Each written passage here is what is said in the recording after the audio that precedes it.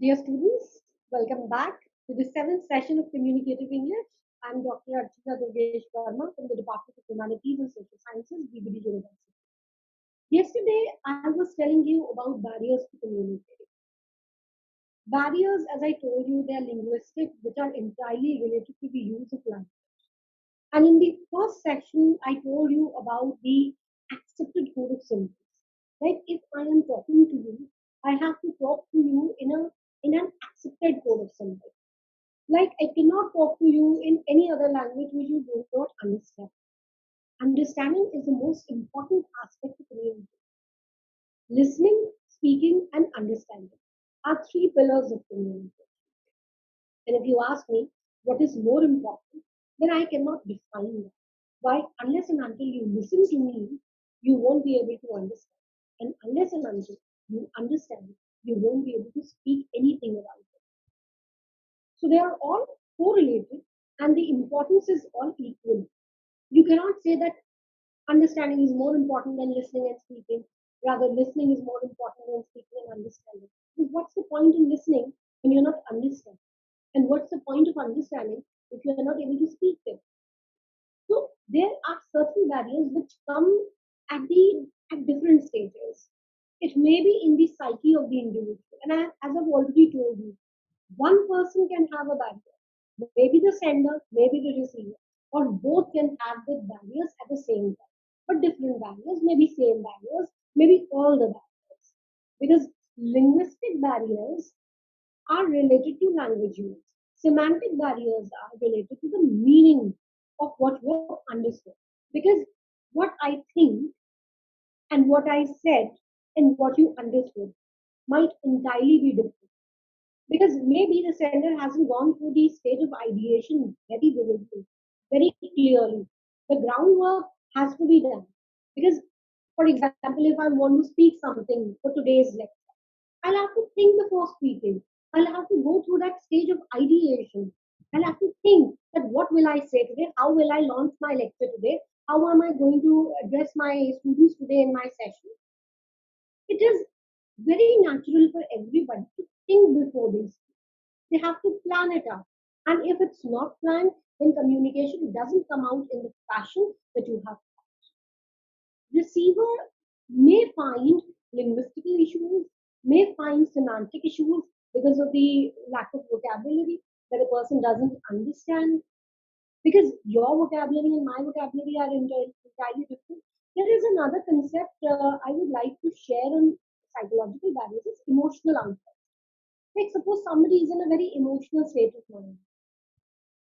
Somebody has suffered a loss. Will any word in the human dictionary can console him of any of his pain, his loss? You cannot have a rational discussion with somebody when they are in a state of emotional outburst because they won't be able to understand that the psychological barrier is there. The person will not be able to comprehend anything.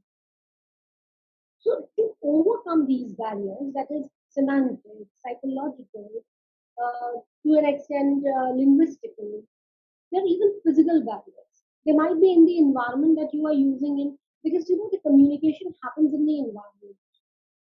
The whole communication cycle takes place in a communication environment. Like when you are sitting in the class, that is our communication environment. Like today, I'm sitting at the other end and you are sitting at the other end watching my video. That's a communication environment that we are sharing. So, you know, it can be created in the environment, even and it can be a physical barrier in the sense that I may not be feeling well. I may be specially able. Instead of saying disabled, now you say specially able. That's a very rude term to use, and communication is all about being very subtle and very nice to people. Communication doesn't teach us to be rude. As I told you about being empathetic, sympathetic. So empathy is more important. The most important emotion a person should have while communicating. Now, if you talk about barriers, if there are barriers, there exist ways to come over it. Now I'm going to discuss on the strategies, then how can you overcome that? You can get a separate course question on this. It's a separate topic, but a part of the barriers. Okay, now we begin. Now, if we talk about the strategies to remove the barriers, in order to remove the hindrances in the way of communication, the following steps are worthy. Like you have to clarify ideas before the communication. The person sending the communication should be very clear in his mind about what he wants to say. He should know the objective of his message and therefore he should arrange his thoughts in a proper order. As I've already told you, that if I want to start my session, I'll have to think before starting my session that what am I going to speak about? How will I launch my session? Because ideation is the initial stage of communication. You cannot communicate unless and until you pass the stage of ideation. Thinking before speaking is the most important aspect. Because if you will have a clear thinking in your mind, if you have clarity in your mind about what you are about to say, then you can express your message in a very clear, in a very proper order. Because thoughts, they are random and you have to arrange them in an order. In what order are you going to arrange them? Inductive order, deductive order, in increasing order of importance or decreasing order of importance? Because you have to start from somewhere. So what happens is that you have to think that you are supposed to start with particular to general or from general to particular. Do you want to put your conclusion first, or do you wish to start with your point without proving it? So what happens is that clarity in mind is very important because ideas define us. They put the communication in a proper order. Unless and until you have a clear mind, you won't be able to communicate in that proper order. And order is really very important. Which order have you chosen? Expository order, the interruptive order. Basically, order is about when you choose this order, you explain something to a great detail. And when you talk about the illustrative method or illustrative order, then you put details like you illustrate each and every key point. And when you use the enumerative order, you basically start like primarily, secondly, firstly, lastly. So this is how you put an enumerative order. An interruptive order is an order which is basically used by literary authors to give sudden impact. So unless and until you have a clear picture, how are you going to start your topic? How are you going to end your topic? You won't be able to communicate. You won't be able to start your communication. Communication according to the needs of the receiver. Now, the sender should communicate and prepare the structure for message, not according to his level or ability, but keeping in mind the level and understanding or the environment of the receiver. What happens is like, suppose if you are invited for a speech and you want to know the place where you are supposed to speak, how many people are there, what from what walk of life do they belong to? Like if I'm supposed to speak in a webinar or an FDP for faculty, then my approach will be entirely different. I don't have to explain each and every technical terminology. But if there are students there, then I'll have to explain. I can't expect students to know all this. But if I'm talking to students of class 10, then I tune my approach accordingly because I don't expect them to know anything about communication. Or rather, if you say that if you want to talk to, if you want me to talk to or address students of a primary section, say from second to fifth or third to fifth, then how will I tune my approach? I will tune my approach accordingly. Even my tone, my volume, and my pace of talking will even change. Because you can understand, you can comprehend what I'm talking about, you can keep a pace with my speaking. But maybe smaller kids, they won't be able to understand so much in one go. So you have to do according to the need of the receiver. What is the need of the receiver? You are a BSc student. You need to know about communicative English. But a student of law needs to know about English where he has to improve his grammar because everything in law is done in written communication. So what happens is that the child has to have a firm grip over his grammar. Grammar has to be taught. Then he has to be a very good orator, so communication skills have to be taught. But he must even know the legal terminologies that exist. So he has to be taught those legal terminologies. And importantly, he has to be taught written and oral communication. Getting and definitely non-verbal comes in handy because for a practitioner, non-verbal communication is far more important.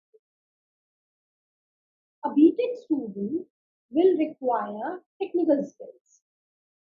He will try and grasp the technical part of the communication.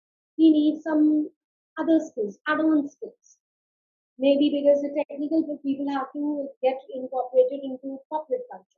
So they have to be taught telephone etiquettes. They have to be taught dining etiquettes.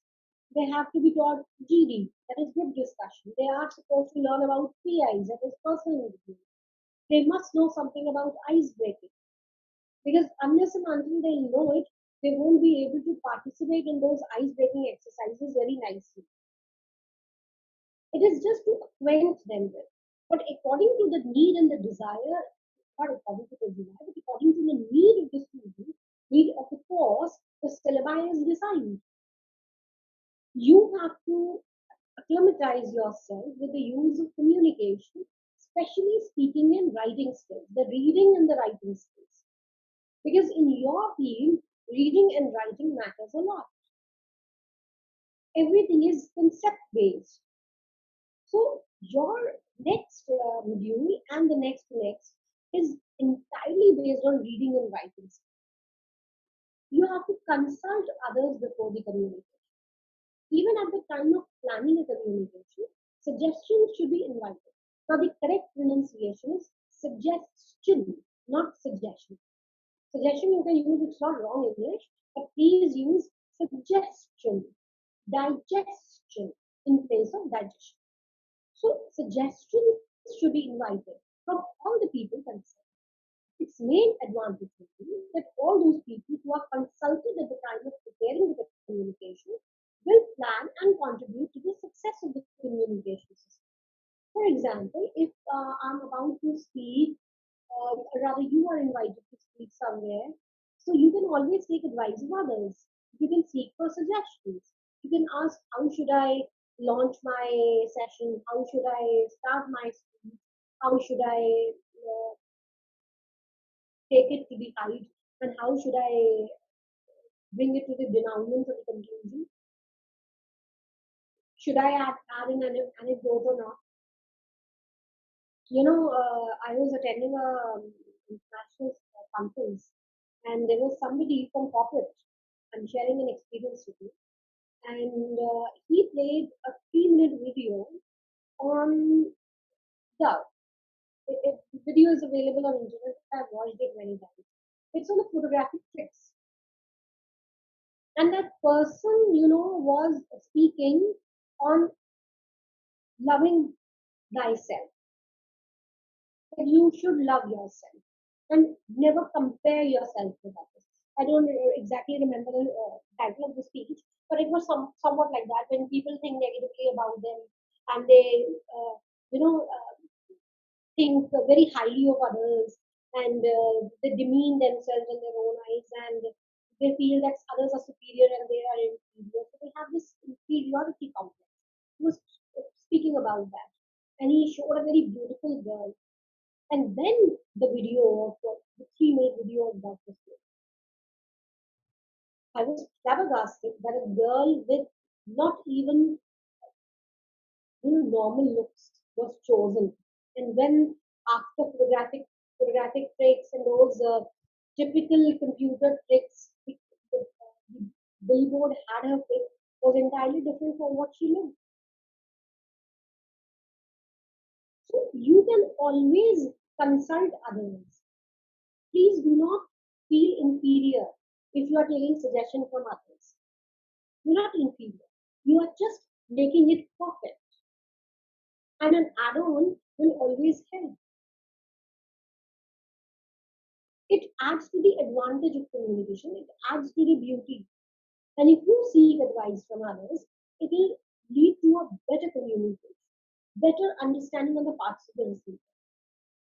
Now, next thing that you have to keep in mind to overcome barrier is be aware of language, tone, and content of the message.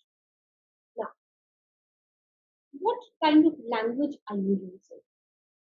The sender should take care of the fact that message should be framed in clear and beautiful language. Now, as I told you earlier, even that meanings are to be derived. अर्थ देने के नहीं लेने के नहीं. You have to say, but what you think, what you said, and what the other understood can entirely be different. So in that case, you should take care of the fact that message should be clearly framed. You have to frame the message clearly. And the tone of the message should not injure the feelings of the receiver. It should be mild enough. It should not be very terse. It should not be very rude. It should not be insulting. It should not be demeaning. It should not make the receiver inferior about anything. As far as possible, the contents of the message should be brief. Excessive use of technical words should be avoided. Everybody is not that technically sound. You cannot expect a person from normal walk of life to have technical vocabulary. They might not know anything about the technical terminology, and especially into field vocabulary, the words may be same, but the meaning is entirely different. For me, stress is performance based. But for a mechanical engineer, stress is when you give stress on a certain point of machine. But if you talk of linguistics, then stress is given on a syllable when you want to pronounce it with more stress, pressure. Like if I say, get out, stay quiet. Now, the stress was on get out. Out was the stress. Then stay quiet. The stress was on quiet. So basically, the meaning of the technical terminology can differ from person to person. In mechanical engineering, stress can mean different. In English, if you talk about linguistics, stress can mean different. And if you talk about psychology, stress can entirely be different. Okay, so you have to be careful when you are creating your message, when you are communicating. You have to avoid such excessive use and you have to be very clear when you are making this usage. And then there is briefness. There is a saying which goes like this: brevity is the soul of wit. Brevity means shortness. And the communication works on the format, on the principle of KISS. KISS. Keep it short and sweet. The more you will keep it short and sweet, the more it is understandable and there is less scope for misunderstanding. Because verb, if you will be too verbose, if you will be using too many words, then misconception can be created and there can be a scope for misunderstanding and misjudgment, and even to an extent it can hurt somebody because you won't be able to do justice to it. Okay? Then next point is convey things of help and value to the listener. Now this is really very important. The subject matter of the message should be helpful to the receiver. The need and interest of the receiver should especially be kept in mind.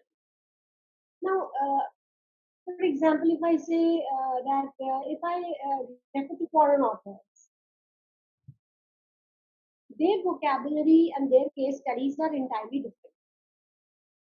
Like there is no harm in reading American books by American authors, but the point is that their case studies are entirely American based, America based. Like if they'll talk about the problems of the students, then they'll be the problems of American students, not Indian students or Asian students.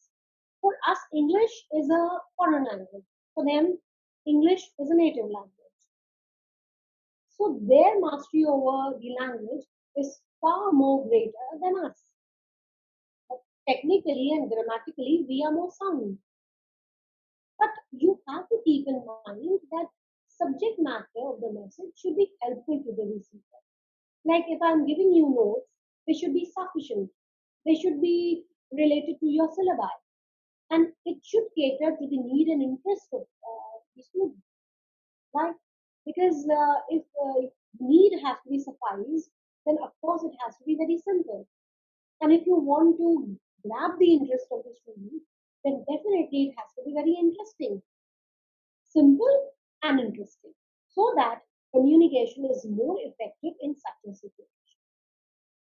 Effective communication is very important in any situation. Unless and until the communication is effective, it won't leave a mark. It never leaves a mark on the receiver if the sender is not effective.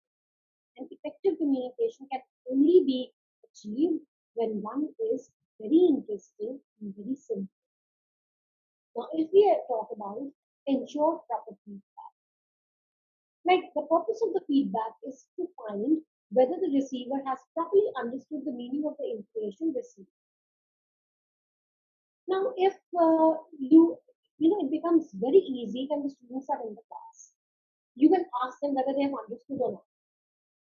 Well, over here, even it won't be any problem because you'll be leaving your problems in the dialog box, and you can even contact me. That's not an issue. But still, interactive classes in interactive classrooms is very easy. When the student stands up and he's face to face and he can ask any question. If she's facing any trouble, she can ask me then and there. So you have to ensure a proper feedback channel. The person should be able to ask what he has not understood, or whether he has understood what you thought and said. Because there should not be a difference between what you thought, what you said, and what he has received, understood. Because all these things have to be the same. If I'm talking about the red apple, then I have to think of a red apple and then say red apple. And then the receiver should, after reading the word red apple, should be able to perceive a red apple in his mind. The red and the apple should come to him immediately.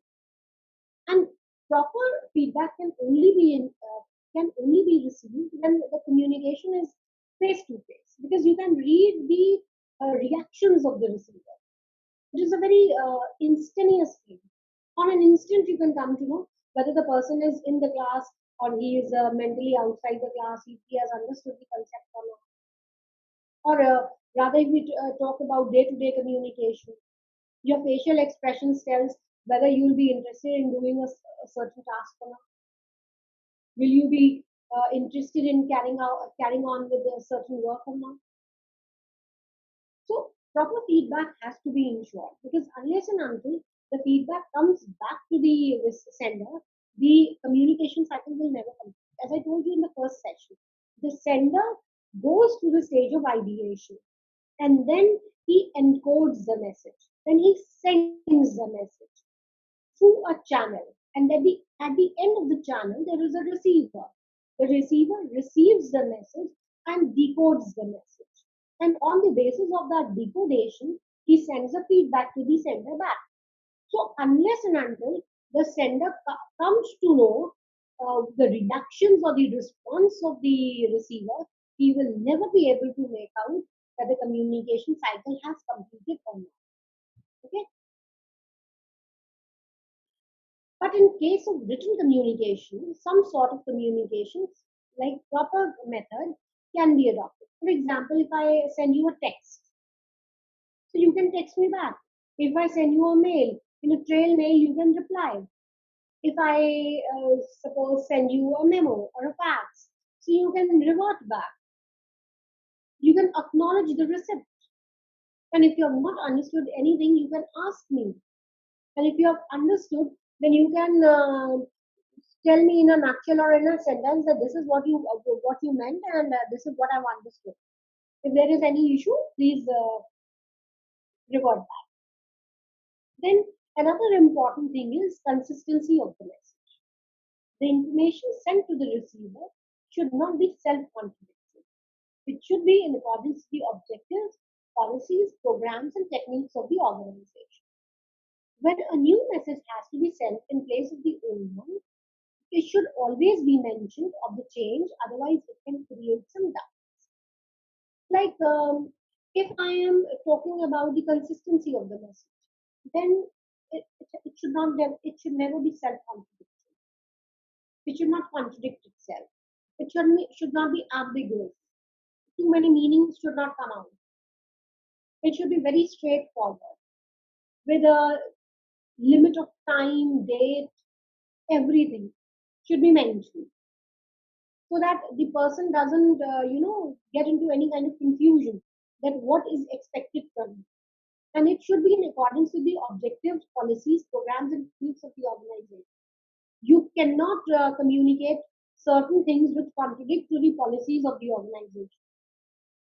Like suppose if the organization has a 5 days working, and you say that submit this report by Sunday morning, it's a contradiction because it has been mentioned in the policy of the organization that if any communication has taken place on Friday evening, then its functioning can only be expected by minimum Tuesday morning or Wednesday evening. You cannot expect somebody to, if you tell something at around 5 p.m. on Friday evening and the office hours are from 9 to 5, then you cannot expect a report at 9 a.m. on your desk on Monday. Because if you have left the office, the other person has even left the office at 5, then how do you expect that person to come up with a report? Because it was a weekend. Do you, or rather, you are expecting the person to come to the office and work in those 2 days? Then that is in contradiction with the policy of the organization when it says it's 5 days working and the timings are 9 to 5. Getting? So there should not be any doubt. If you are working on certain project, then you have to keep in mind that you cannot change the technique. If I have, suppose there are certain things we work in, like things on exam or anything, then we follow a technique. If there is a change in technique, you'll have to let the person know beforehand. You have to maintain the consistency of the communication. If you have changed the policy, at least there should be an intimation that this policy has been changed so that the person can psychologically prepare himself for the situation. Now, the next thing is follow up communication. In order to make communication effective, the management should regularly try to know the weakness of the communication system. In this context, extra efforts can be made to know whether to lay more stress upon formal or informal communication would be up. Like follow up is just like a feedback. If the management wants to run the organization smoothly, then they have to maintain communication with the employees. They must know what is the weakness of the communication system. Where is the system lacking? Because unless and until you come to the weakness of the organization or the communication cycle, you will never be able to improve it. For example, certain people have weakness in their understanding. Few people have it there in their speaking. Few people have it in their understanding. Their mind is easily, say, blocked. There is poor reception or poor concentration. So you have to work on that. You have to do a SWOT analysis. What is good and what is bad? How can it make a lopsided effect on my performance or my career or my life? Similarly, suggestions can be invited in respect of medium of communication, like oral, written, or gestural, to know to which medium should be more effective and appropriate. Like, what are the modes of communication? Formal and informal. What is more important in an organization? Which communication channel should be used more, formal or informal? Giving. Similarly, oral, written, or gestural. Like, you want oral communication, face-to-face communication, or telephonic conversation. You want written communication to repair or improve the system of the organization, or you want gestural. For example, sometimes gestures even matter. Like if you have done something very nice, like like in last semester, students used to upload their assignments. I used to write good, very good, brilliant. It was just a word, but it mattered a lot. The students were really full of appreciation and said, "Ma'am, thank you, ma'am, thank you." Why? Because your appreciation, your gestures matter a lot. What? How does it matter if you appreciate somebody, pat their back, or say that you have done a wonderful job? It can improve their communication skills. It can improve their performance level. Gestures matter a lot. Like when I was teaching you non-verbal communication in a different session, I told you about touch. I told you about how communication with facial expressions and gestures and postures makes such a lot of difference. Maybe a person of normal walk of life will never be able to understand, or rather, he will not be able to make it out. But a person from a background of communication, an expert on body language, can definitely make out the difference between the fact that when you are approving of him or her or not, whether you are in the support of that person or you are against that person. So gestural communication even matters. Like you can show positive gestures. That okay, I appreciate whatever you have done. I like it. I pat your back. I say very good. It's brilliant, wonderful. If you first appreciate and then say that this is what is lacking, then it hurts less. But if you say this is the problem, kindly overcome them. But did you talk about the positive aspect? Did you appreciate what was good in it?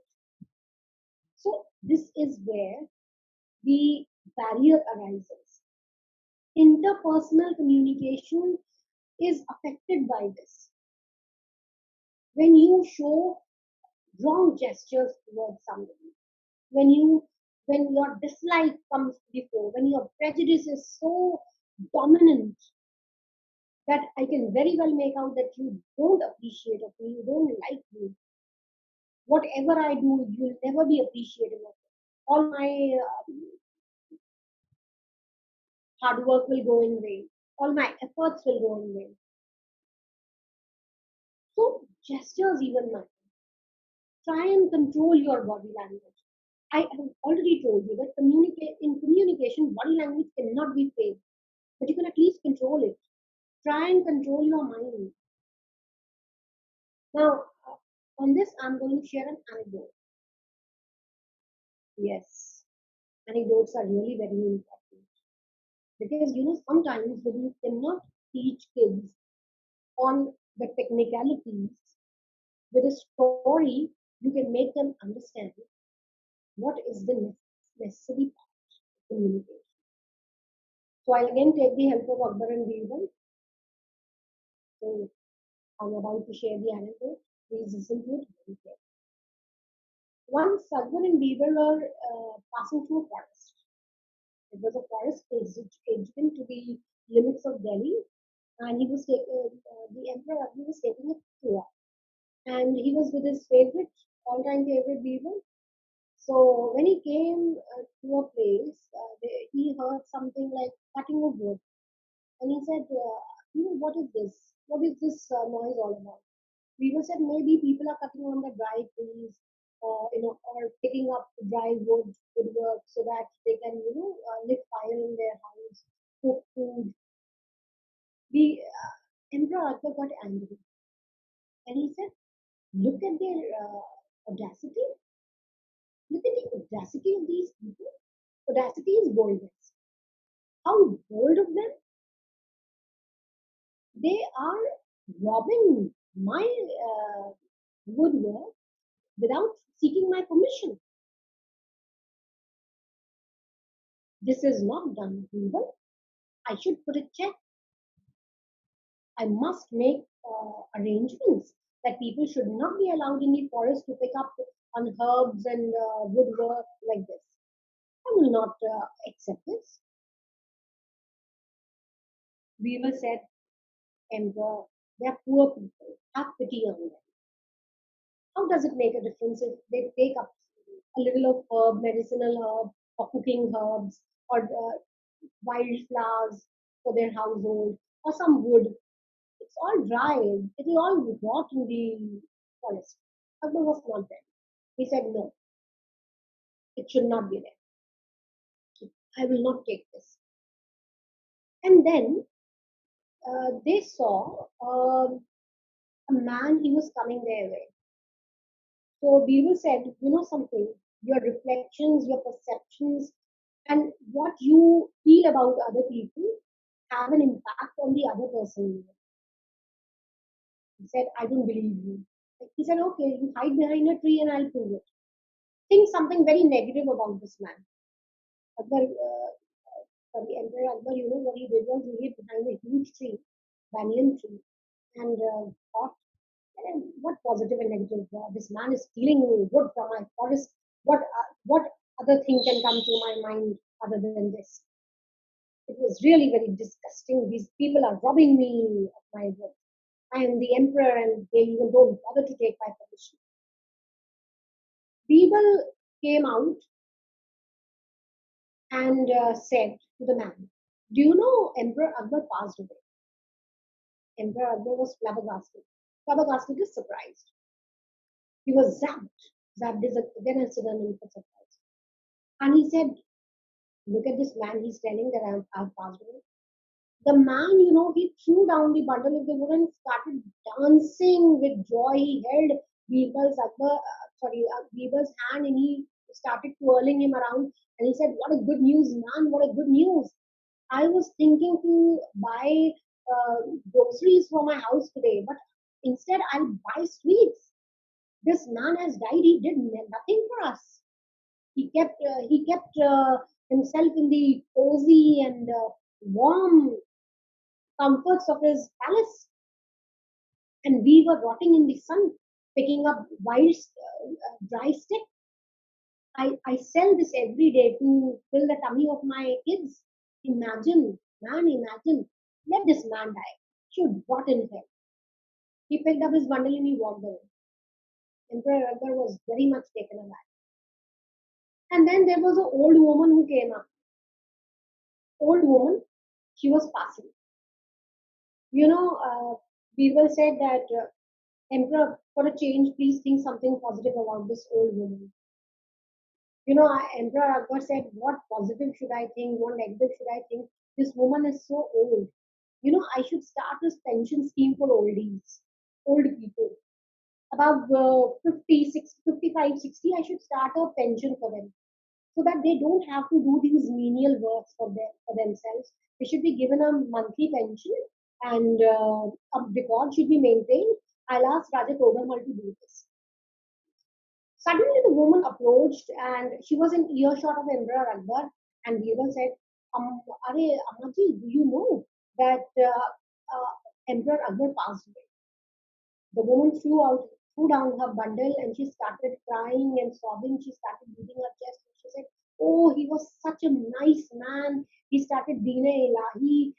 get the a religion for Hindu and Muslims to be one. He was such a wonderful man.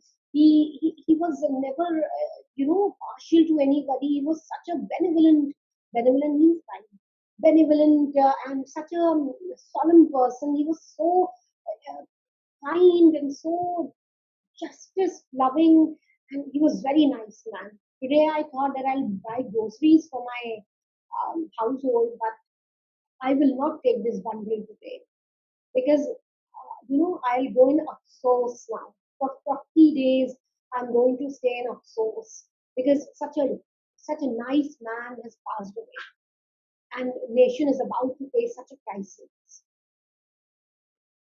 Now that woman, Birbal cajoled her, convinced her, and she took the bundle and she started walking away sobbing. Then Emperor Akbar came out and he said, "You really, I'm really convinced that feelings matter a lot." So when you are communicating with people, you have to keep in mind that your feelings are transmitted through your communication. What you feel will actually make them feel in the same manner. If you think that feelings are not passed, that actually those emotions are even passed in communication. Now, last but not the least, be a good listener. The essence of communication that both the sender and receiver have should be that they should be good listeners. Both should listen to each other's point of view with great attention, patience, positive attitude. A sender can receive much relevant information by being a good listener. Unless and until you are a good listener, you won't be able to communicate. You have to listen first. You know the stages of language are LSRW, listening, speaking, reading, and writing. And unless and until you listen carefully, you won't be able to speak. You won't be able to understand. You won't be able to read and write. So the most important aspect if you talk about is being a good listener. So that you can know the perspective, the point of view of the person who is sitting in front of you. You should pay attention, have patience, and have a positive attitude. Again, we have come to the point of positive attitude. Now, please don't be negative about anything. Take it as a blessing in disguise. Every cloud has a silver lining. Okay, so today we have come to an end of this session on the strategies to overcome barriers, and we have even ended the module 1 year. Okay, so if you have any queries, you can always contact me. You can leave a message in the chat box. You'll get my ID. If you're a scholar or a student at BBT University, then definitely the notes will be provided in the Google Classroom, which you'll have the password. Students, there is one thing you should always remember. I'm stopping the sharing. You should always remember one thing. Your feelings matter a lot. What you think gets transmitted. What I think about you will get transmitted to you. I cannot hide my feelings. And so you won't be able to hide your feelings. And communication will be deterred. So keep in mind that be positive, be patient, and be very considerate. Because again, I say empathy matters a lot. Being positive in communication matters a lot. Much can be dealt. You can overcome barriers by three things if you don't remember everything in detail. Be a good listener, be very, very positive, and be very patient. Just don't wait for your turn to come. Don't be in a mood to take a desperate plunge. Communication cannot be done in a desperate mood. You have to be very planned and you have to do it with precision. Thank you so much. Here I end my session. We'll be meeting soon and we'll be beginning with module 2 and it will be on the reading skills. Okay? Thank you so much.